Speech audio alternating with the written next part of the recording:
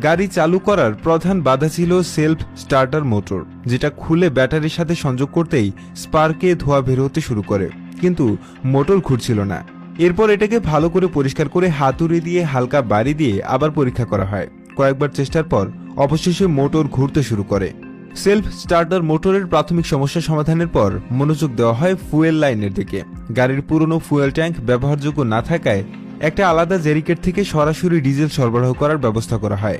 Fuel filter খুলে দেখা যায় সেটা ময়লা আর পানি জমে প্রায় অকেজো হয়ে গেছে। ফিল্টার আর এর হাউসিং পরিষ্কার করে নতুন ফুয়েল ভরা হয় এবং ফুয়েল পাম্প প্রাইম করা হয় যাতে ইঞ্জিনে ফুয়েল পৌঁছাতে পারে। এরপর গাড়ির সেলফ স্টার্টার মোটরের সাথে দুটি শক্তিশালী ব্যাটারি জাম্পার কেবলের মাধ্যমে সংযোগ দেওয়া হয়।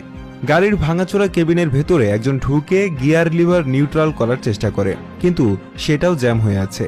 বাইরে থেকে অন্যরা ব্যাটারি সংযোগ দেয়। প্রথম কয়েকবার চেষ্টায় সেলফ স্টার্টার শুধু কর্কশ আওয়াজ করে, কিন্তু ইঞ্জিন পুরোপুরি চালু হয় না। মরিচে ধরা ফ্লাইহুইলের কারণে সম্ভবত এই সমস্যা হচ্ছিল। পুনরায় সেলফ স্টার্টার মোটর খুলে দড়ি দিয়ে